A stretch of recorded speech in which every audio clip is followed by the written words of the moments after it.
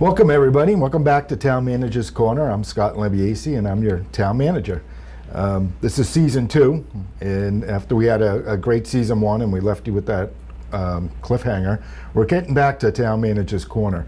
And as you may remember, Town Manager's Corner, we like to go around and we meet with different department heads and we ask what's going on and ask them to introduce themselves, tell us what's going on in the department, and we may talk about some topical things that are going on.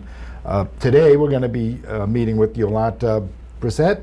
Briffett. Yeah. Jolanta is the assessor for the town, and we're just going to talk a little bit about setting the tax rate and what they're doing down in the assessor's office.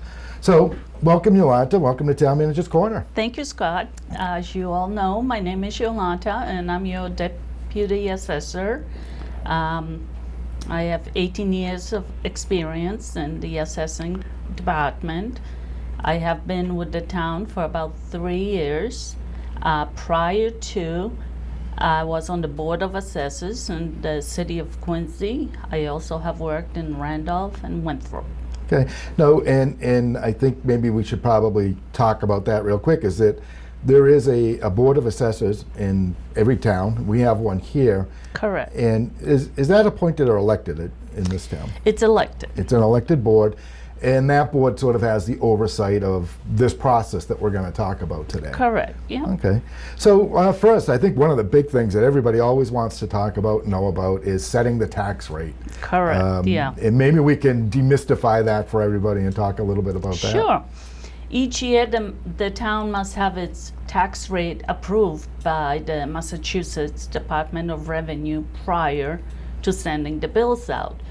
In order to have the tax rate approved, we must document all proposed spending as well as the estimated revenues. We gather all the documentation and then we submit it to the Department of Revenue on a form referred to as the recap. The recap is a 4-page document which summarizes revenue and spending for the fiscal year. Since we need to raise a fixed amount of levy, the valuations and tax rates move in different directions. If the total value increases, the tax rate decreases, and the other way around. So basically, we set a budget. Correct. And our budget that we go through every year is sort of based on revenue and what our department needs are. And then we look at that and say, well, this is what we need, and this is how we spread it out. Yeah. And it fluctuates, from year to year. It grows a certain percentage. And then we submit that to the state. They look at our revenues and tell me a little bit about the valuation part of it. Well, the valuation part of it is when we determine the values, we are governed by the Department of Revenue regulations. We must analyze qualified sales. So for fiscal year 22, which we are in right now, we have to use calendar year 20 sales. Okay. Yep. They get adjusted and submitted to the Department of Revenue each year for approval. And this is standard in every city and town. This is correct, required. right across Massachusetts. We're not doing anything different. Correct. And so, as a homeowner, if I get my tax bill and I'm like, wow, the value went up, it's probably because the townhouse on either side of me that just sold for $100,000 more than we paid for exactly. And during the pandemic, it's amazing. There's a shortage of housing, and houses are selling above and beyond sale price. And so that's and I think another good thing to point out is we're going to go over a couple of these things, but there's also stuff on the state website. The state actually has some YouTubes, and we'll put some links onto that helps demystify this for everybody. But so that's setting the tax rate. Yeah.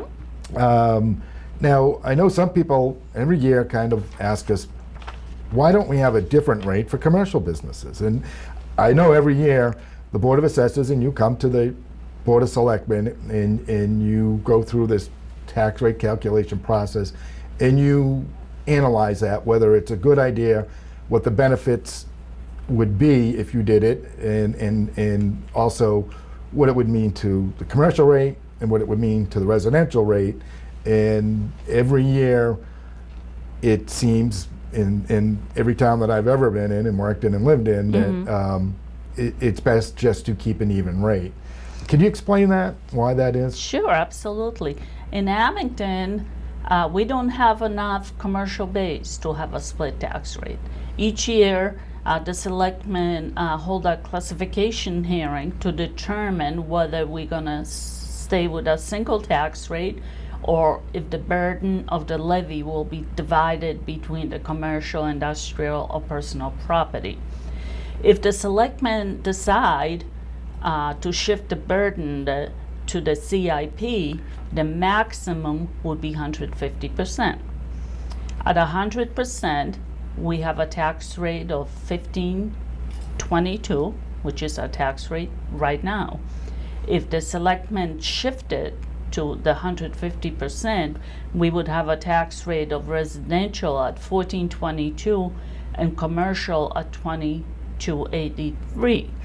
And the highest shift would result in commercial paying 50% more in taxes, while residential would only save 6.5%. So it just does not make any sense to drive out all the commercial properties that we have here.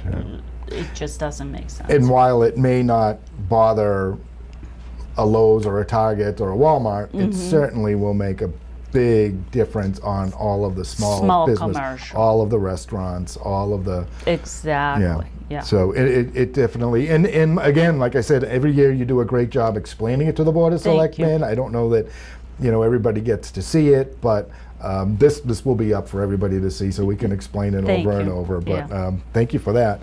Now, another thing that we wanted to talk about was the valuation process, which I think we kind of covered, and but it changes every year or every couple of years. You do something a little different, or what do you mean by that? When you look at the values of the houses, do you do we have every 5 years we do a full revaluation, and the other years it's called what's an interim year adjustment. We still look at all the values, all the houses, but every 5 years it's like a really it's serious, a super one, big one. All right.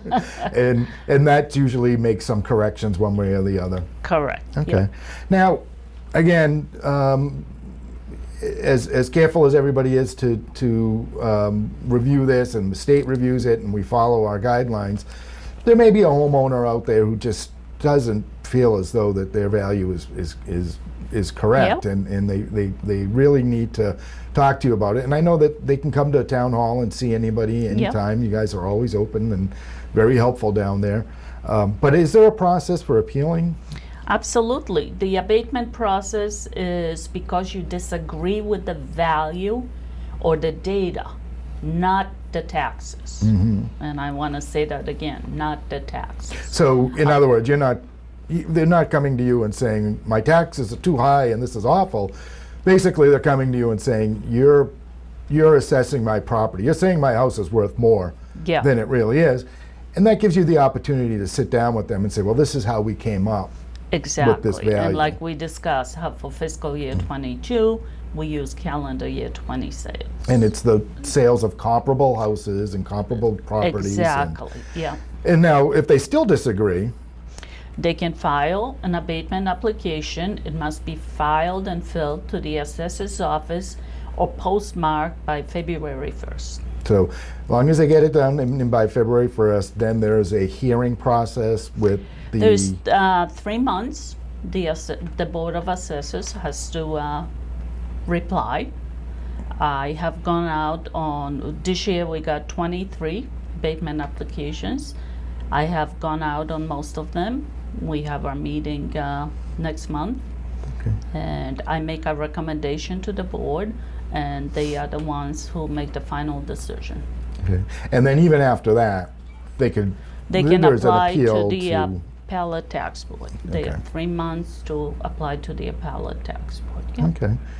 Very good. Well, this has been exciting. Is there anything, new coming up or anything, I know everything's about town meeting with us right now. That's but, right, yeah. Anything that we're looking to do different or change up, down in the assessing department? We're not looking to change up anything, Okay. but we have started to go out on our building permits, so I can get you your new growth. Oh, that's what we need. That's what.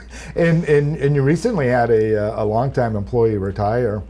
Joe Shea. Joe Shea, yeah, he was Yeah. with us for many years. So We have a new employee, Michelle Taft. She's doing very well. Awesome. Sharp lady. good. And she has been doing our permits through Vision, which is our vendor, for the last 5 years. So she really knows her stuff.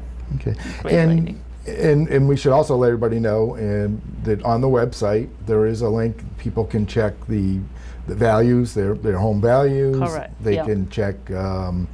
The property, that we have links with property tax maps. There's there's a lot of information Yep. on there that if folks go to the website. And we also have GIS. That's right. We have the GIS, so people So- can go in and find these parcels. Exactly. All right. Well, it was excellent having you up here today. I really Thank you. appreciate your time, and I think we gave everybody some great information. And I want to thank all of you for tuning in. This was another great episode. I want to thank Kevin and Matt from Abington Cable. We couldn't do this without them. And I'm looking forward to our next episode. So I'll see you all soon. Thank you.